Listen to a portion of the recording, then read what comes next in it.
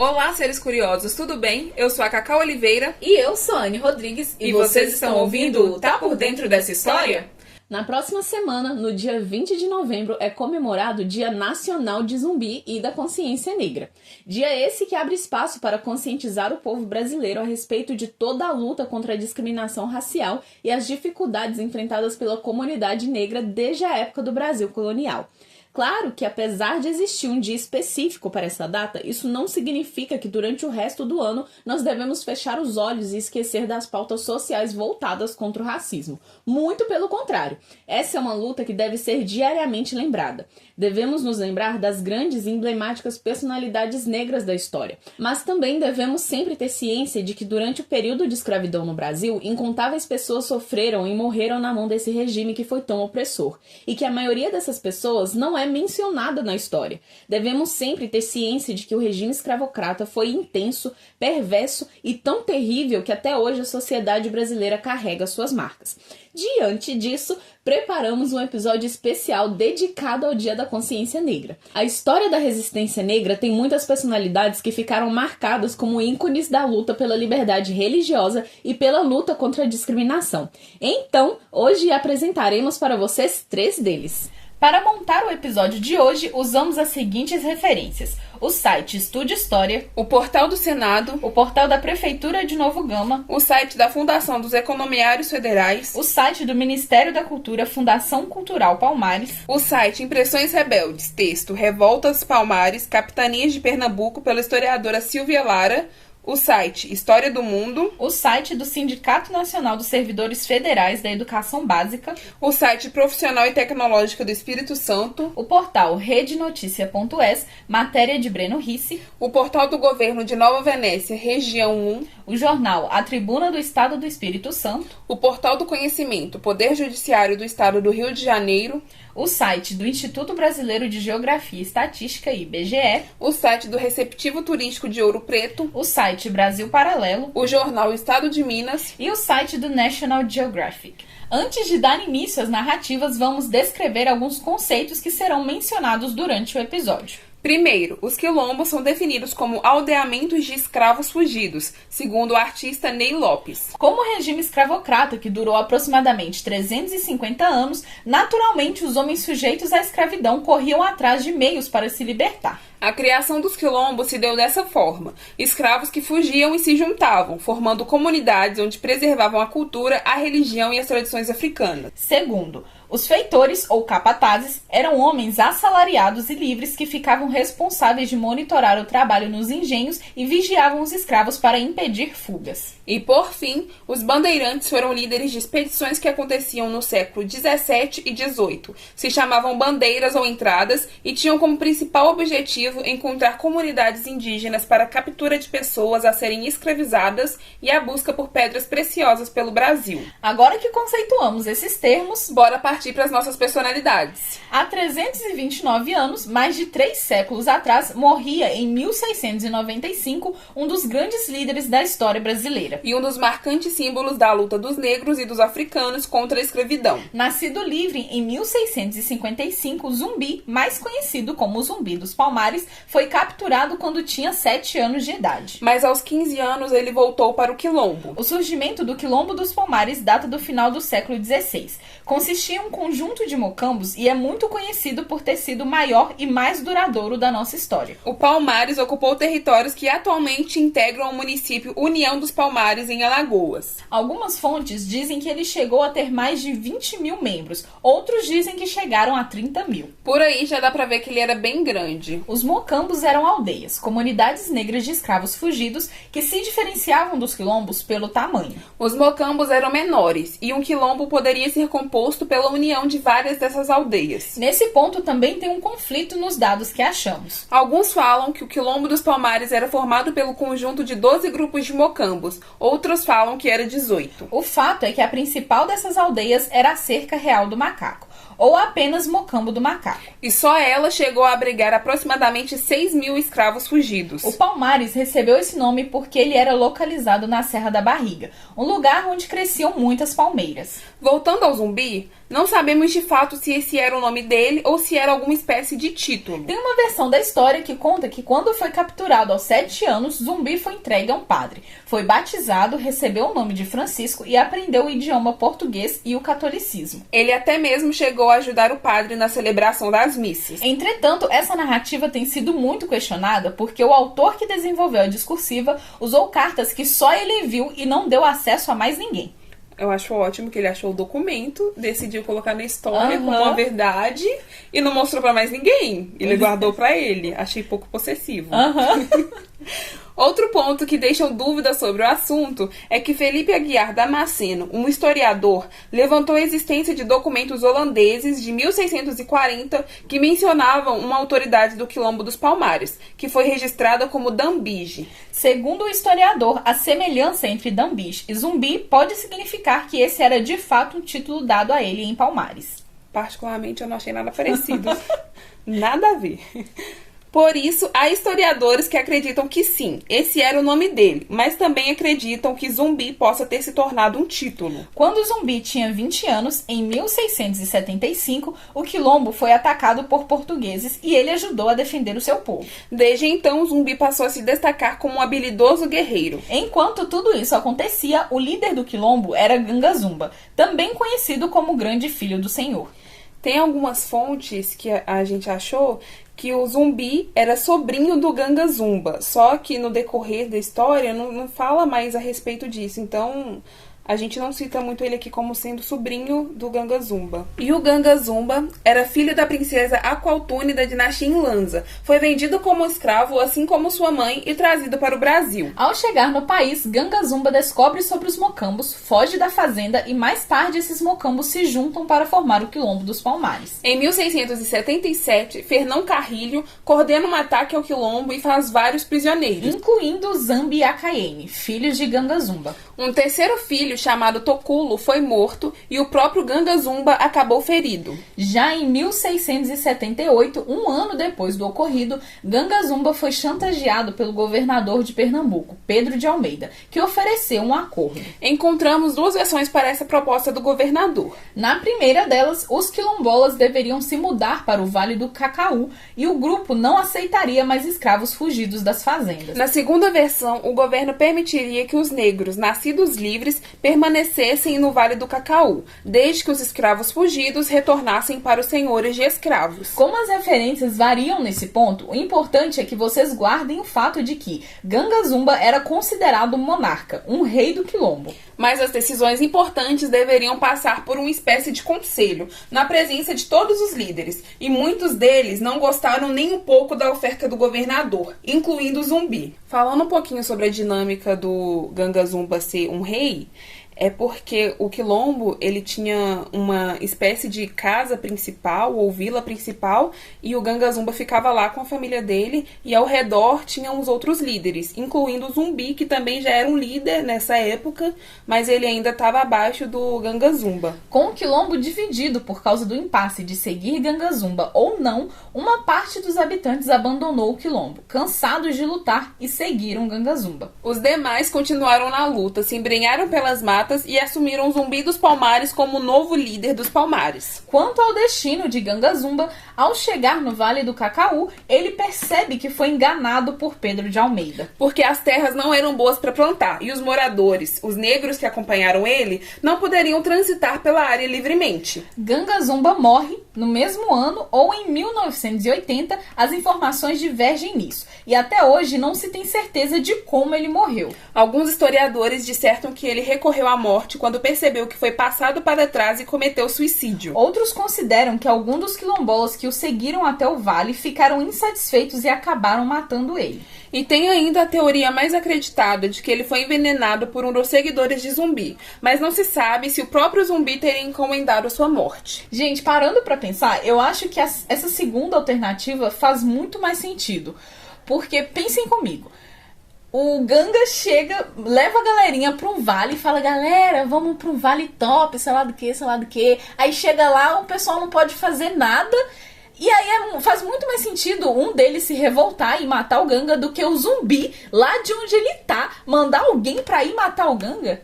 Não acho que essa terceira aí é mais acreditada, não. Exato, a galera vai, cansa de lutar, chega num lugar, não tem nem como plantar o que comer. Faz muito mais sentido. Aí eles pensam assim, se eu já tava no lugar que eu tava lutando, eu vou chegar aqui pra continuar lutando e mais não preso tem nem o que plantar? Exatamente, eu também acho que faz mais sentido. Muitas expedições continuaram acontecendo, com o intuito de derrubar por completo o Quilombo dos Palmares. Uma delas ocorreu em 1687, quando soldados paulistas foram enviados para confrontar os Palmares. Mas precisaram atender um outro comando que os mandou para o Rio Grande, onde estava acontecendo uma rebelião. Até que chegou o ano de 1692 e os bandeirantes atacaram o Mocambo Outeiro do Barriga, onde Zumbi permanecia resistindo, porém os quilombolas continuavam firmes. Em 1694, tropas locais se reuniram aos paulistas no ataque. Então conseguiram invadir e devastar o Mocambo. Antes de serem derrotados, os negros resistiram, se escondendo na mata por aproximadamente 1 ano e meio. Durante o extenso confronto, cerca de 500 prisioneiros foram levados para Recife, mas Zumbi dos Palmares não estava entre eles. O líder conseguiu escapar com alguns de seus companheiros, até que um deles, chamado Antônio Soares, foi capturado e sob tortura acabou revelando onde Zumbi estava escondido. O bandeirante André Furtado de Mendonça armou uma emboscada e em 20 de novembro de 1695, Zumbi dos Palmares foi morto.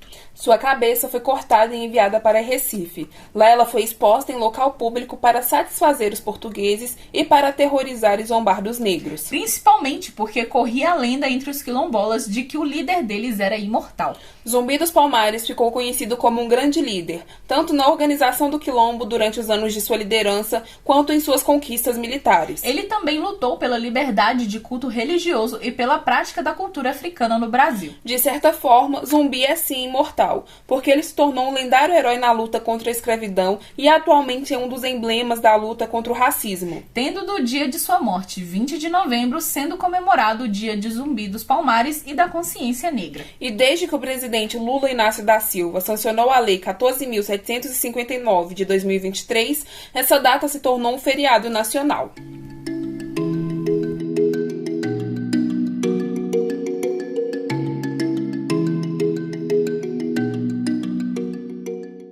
Nossa segunda personagem das histórias de hoje é constantemente associada às mulheres negras que enfrentam diversas dificuldades para sustentar seus filhos. E sobreviverem em meio a uma sociedade predominantemente patriarcal e racista. Em 2014, o jornal A Tribuna do Estado do Espírito Santo publicou uma reportagem sobre Exília Emiliana Capucho.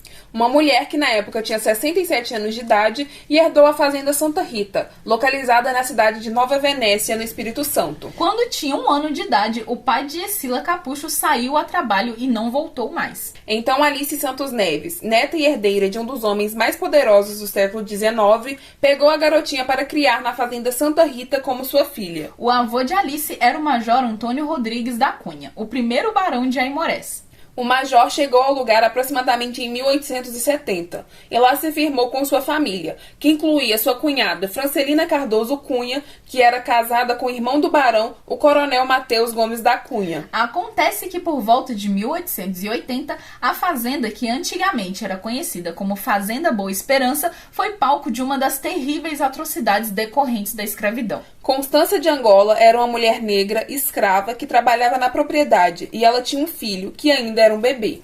Não sabemos ao certo se era menino ou menina, porque não encontramos essa informação em nenhum lugar. Num certo dia, a senhora Cunha, como era chamada Francelina, ordenou ao seu feitor, um nordestino chamado José de Oliveira, e conhecido como Zé Diabo, que matasse a criança, o filho de Constância. E assim, gente, senta, porque vocês vão ficar pasmos com o argumento que essa mulher deu. Francelina alegava que não aguentava mais ouvir o choro do bebê. Então o homem, sem hesitar, arrancou a criança dos braços da mãe, que gritava, esperneava e lutava, implorando que devolvessem seu filho. Mas a senhora não se comoveu com o pedido de Constância e mandou que jogassem a criança no forno de fazer farinha. E então, Constância de Angola viu seu filho ser queimado vivo. Cara, que situação. Nossa, gente, eu não consigo nem imaginar. Nossa, o desespero dessa mulher. Cara, é terrível. Meu Deus. Por conta de um choro de um bebê. Como se ela, quando fosse um bebê, não tivesse chorado também, né? Como se os filhos dela não chorassem. Exato. Bom, continuando. Cega pela raiva, Constância jurou que mataria Francelina. Então a amarraram num tronco onde ela apanhou muito e passou vários dias presa. Mesmo assim, ela jurava todos os dias que mataria a senhora da fazenda. Viriato Cancão de Fogo era líder de um dos quilombos que existiam na região do Vale do Cricaré, entre Nova Venécia e São Mateus. Ele soube do que aconteceu com Constância e foi salvar ela. Quando chegou ao quilombo, Constância aprendeu a lutar capoeira, a usar facas e se tornou uma das guerreiras mais importantes da região. Ela defendia seu povo enfrentando capitães do mato e as forças opressoras do governo. Anos depois, Constância acabou enfrentando Zé Diabo, o feitor que tinha acatado as ordens de Francelina para matar seu bebê. Nessa luta, a guerreira acabou morrendo, mas também matou o homem. Já Francelina passou um tempo na cidade de São Mateus, temendo uma possível revolta dos escravos pelo que havia feito. E aí acabou voltando para Nova Venécia, onde permaneceu até o dia de sua morte. Covarde. Essa mulher Demais, covarde. Demais. Bom, nos registros do cartório Ofício de São Mateus, as informações que constam sobre Constância de Angola é que ela era, abre aspas, uma crioula de cor parda solteira, fecha aspas. Que foi comprada pelo coronel Mateus Gomes da Cunha, irmão do barão e esposo de Francelina, em 1880. Porém, não há registro de que Constância veio de Angola ou se algum de seus parentes era de lá. O que se sabe apenas é que seu nome faz referência à África. Constância foi de mãe a guerreira e se tornou um símbolo da história. E representa as mães que, até hoje, lutam para poder criar seus filhos, que lutam para dar às suas crianças uma vida melhor. Para finalizarmos esse programa maravilhoso, a última, mas não menos importante história de hoje é aqui de Minas. E ainda causa muitas controvérsias sobre sua veracidade. Em meados do século XVIII, foi descoberta uma abundância de ouro nas terras brasileiras. E precisando de mão de obra que dominasse os aspectos do garimpo, os portugueses partiram para a África e retornavam com cada vez mais navios carregados de africanos. Em 1739, um dos negros capturados na África, mais especificamente no Congo, foi o rei Galanga. Ele foi tirado de sua terra natal e embarcou num navio negreiro chamado de Madalena. A família do monarca também foi trazida. Entretanto, durante o trajeto, houve uma tempestade e os portugueses jogaram ao mar os negros mais fracos da embarcação, acreditando que assim acalmariam a ira dos deuses. Entre o grupo de pessoas que foi lançado ao mar estavam Djalon e Itulo, que eram a esposa e a filha de Galanga. Tendo as duas sido mortas, os únicos de sua família que chegaram ao Rio de Janeiro foram o próprio rei e seu filho, que se chamava Muzinga. No Rio, Galanga foi rebatizado com o nome de Francisco, e tanto ele quanto o filho foram vendidos para o Major Augusto de Andrade de Góes, um homem que tinha propriedades em Vila Rica, atual Ouro Preto, em Minas Gerais. Inclusive, saudades de fazer um rolê em Ouro Preto, hein? Nossa, que lugar maravilhoso. Nossa, lindo. Você anda e nem percebe que você tá andando. Os morros. Nossa, as ladeiras. A gente subiu. Mas enfim, gente. Uma das propriedades pertencentes a esse major era a mina de Encardideira, no bairro Antônio Dias. Porém, mesmo enfrentando o luto por sua família e as condições e tratamentos desumanos a que era submetido, Galanga, agora apelidado de Chico Rei, continuou resistindo. De acordo com a história, contada muitas vezes de forma oral, os escravos juntavam pó de ouro entre os cabelos e depois lavavam a cabeça na pia de batismo da igreja, sendo acobertadas pelos padres. Um tempo depois, juntando migalha por migalha do ouro que retirava da mina, o rei comprou sua liberdade e a de seu filho. Com o passar do tempo, ele acabou comprando a liberdade dos demais escravos e até conseguiu comprar a mina. Então, os escravos alforriados, juntos com Chico Rei, construíram a igreja de Nossa Senhora do Rosário, que era utilizada na época pelos negros. Após conseguir libertar seu povo, Chico Rei acabou sendo perseguido, mas se aliou à igreja, que era muito poderosa na época, conquistando assim certo grau de proteção. Em troca, ele construiu muitas igrejas para os padres que o ajudavam. Na inauguração de cada uma das igrejas havia uma festa junto com a coroação do rei. Essa celebração é denominada Festa do Congado, onde são usadas roupas típicas dos reis e rainhas do Congo e tem muita música e cantos. Bom, existe outra versão para a história de Chico Rei, que diz que ele não pegava o ouro das minas, mas que seu patrão teria concedido sua liberdade e a de seu filho por gratidão, por ele ter sido muito fiel. Eu particularmente acho que essa não é... Não é muita vibe de quem compra um escravo, não. Demais, Exatamente. sabe? Aos 72 anos, Chico Rei contraiu hepatite e acabou falecendo no final do século XVIII. E então seu filho se tornou o novo rei do Congo. Chico Rei é mais um símbolo de resistência que deve ser lembrado no que se refere à diversidade, representatividade e luta contra a discriminação. Sua história é de extrema importância para o povo mineiro e para o mundo. Há quem diga que esses relatos não passam de uma lenda. Entretanto, existem muitos documentos históricos que sugerem que essa história é mesmo real e que Chico Rei de fato existiu. Inclusive, gente, a mina onde o Chico trabalhava passou a se chamar Mina de Chico Rei. E ela fica lá em Ouro Preto, então, assim, quem quiser visitar, fazer um tour por Ouro Preto, é muito válido visitar essa mina. E mais uma informação que a gente acha muito importante trazer aqui para vocês é sobre a definição de racismo e injúria racial enquanto crimes. O racismo é a discriminação contra um grupo de pessoas devido à sua cor, raça, etnia, religião ou procedência nacional. Já a injúria racial é o mesmo preconceito, porém direcionado a uma única pessoa. Ou seja, enquanto no racismo a discriminação é voltada para o coletivo, na injúria racial a ofensa e o preconceito são dirigidos a um indivíduo. O racismo já era considerado crime pela Lei 7.716 de 1989. Entretanto, a injúria racial estava tipificada apenas no Código Penal até janeiro do ano passado, quando o presidente Lula sancionou a Lei 14.532 de 2023, dispondo a injúria racial também como um crime.